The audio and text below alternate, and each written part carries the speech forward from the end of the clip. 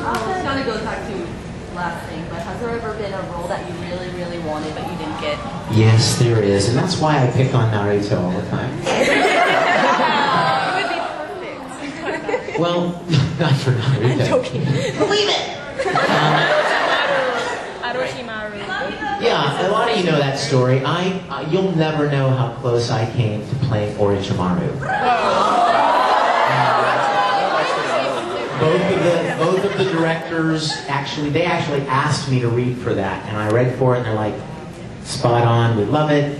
But they had to turn my audition into Viz with other auditions, and then the Japanese chose. And they chose someone else, and that's just the way it goes, you know. That's part of audition. You need you guys. If you ever auditioned for a play at school, you know how sometimes you win, sometimes you lose. And I, especially as popular as Naruto has become, I would have loved to have played that role. And it's the one great sigh of my career so far. But you know what? I'm holding on to hope, because I know that the series is about 20 years long. And I know there are a lot of great characters coming up. And the directors in LA know that I really want to be a part of it. So you guys, again, with some other fingers, Galactica fingers, Naruto fingers. And just keep them crossed that I can get to play some character at some point. I would love to. Yes? What character are you doing the voice for in Shuffle? Shuffle? I play Forbasi, the king of the demons. What's funny is the king of the gods is played by Travis Willingham. And I don't need to tell you this, but the king of the demons is really smart, and the king of the gods is really stupid. I don't even know how it turned out like that. Just, you know. Yes. I have two questions. One, what inspired you to become a voice actor? And two, are you a dog or cat person? Oh, I'm definitely a dog person.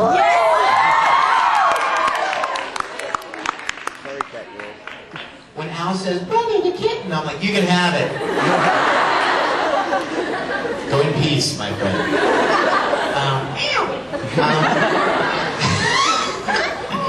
But and then as far as your second question, what was the second question? What was the first question? What inspired you? All right. You know what? What inspired me to be a voice actor? Nothing. The real question is what inspired you to be an actor?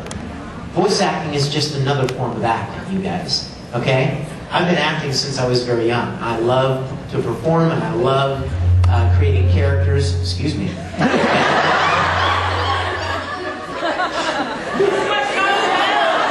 Asked about tacos. I told you I like them. I like burritos even more. Okay. Sorry. Okay.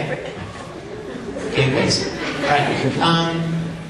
I've been doing theater ever since I was very young, and love it. And so about 10 or 11 years ago, I was here in Houston working on a video production, and I was with a friend of mine, and he said, "Hey, you have a lot of background in acting, don't you?" And I said, "Yeah." And he said, "You ought to go and audition for this place. It's right here in Houston, called ADV Films. They make like Japanimation."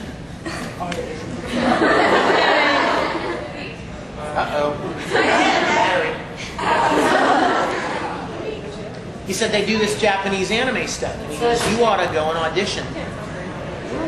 I had no idea they were here, and so I went and auditioned, and I got cast. The first role that I played was Vega in Street Fighter 2.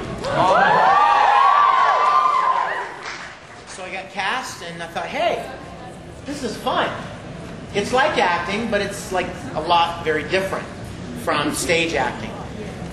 But I would encourage you guys, no voice actors I know set out to be a voice actor.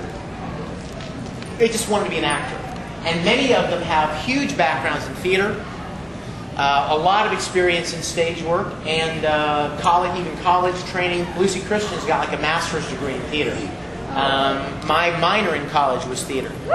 So almost all the actors I know, voice actors, are actors first. And then they just got opportunities to use their voice to act.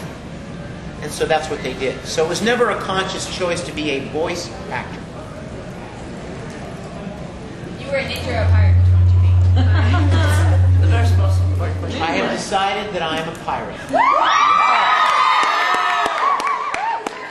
And the main reason is because pirates have cooler clothes. Yeah.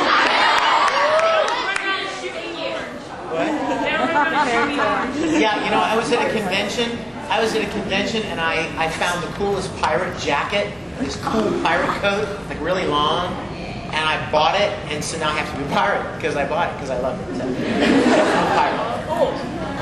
I saw you at Anime St. Louis last year. Oh, you're a long way away, aren't you?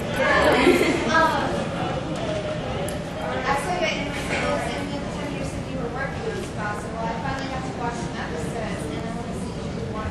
Did you like Fire? I loved it. It was so cool. Thank you. I love Tsubasa. It's a great, great show. And yeah, I'm excited about the second. I hear that Fi has a real backstory. Oh, Yeah.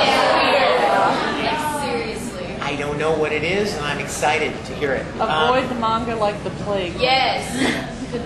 Yeah, I have. But take it easy, okay? Yes.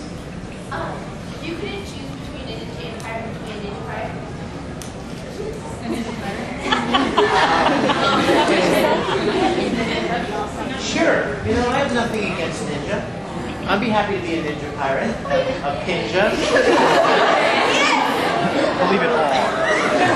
Yes. Have you ever been so sad about recording something that you like got off, just like dance and nobody saw you? Yeah. Can you dance for me? Oh, no.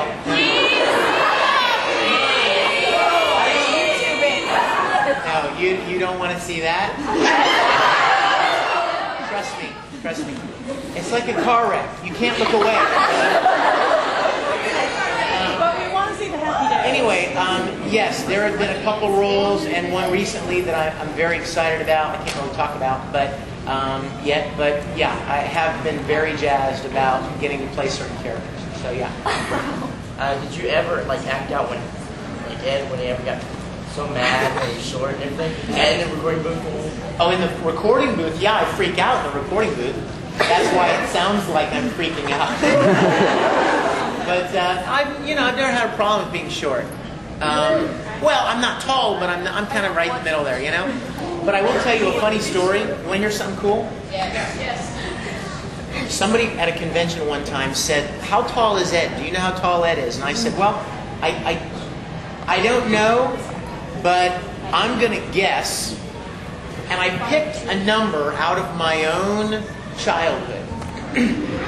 Do you remember when your parents would put little hash marks on the doorposts so that you could see how you were growing? My mom did that. I remember that the last height I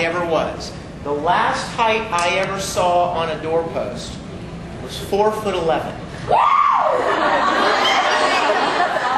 So, without any frame of reference, I said, "Yeah, you know what? I think Ed's probably 4'11" or so." It was a joke. I mean, I pulled it out of my own past. Months later, somebody shows up at a convention with some book that Arakawa wrote with stats in it. And apparently, Ed's height is in there, and it's in centimeters. And when you convert it, guess how tall Ed is?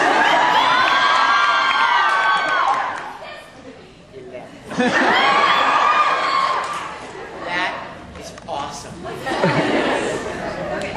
Ed may have a problem with being too short for his age, but you couldn't tell the way I'm dressed now, but I have a problem of looking too young for my age. Most of the time I'm mistaken for a 12-year-old. Well, you know what, baby? Let me tell you something. Every adult in this room will tell you, you will really appreciate that.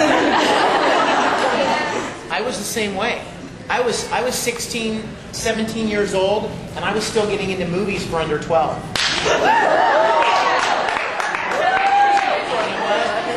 And you know what? You will be very happy when you're 35 and 40 and 45 years old, and people are like, "Wow, I thought you were like 25." So just get through these years, and you'll appreciate it.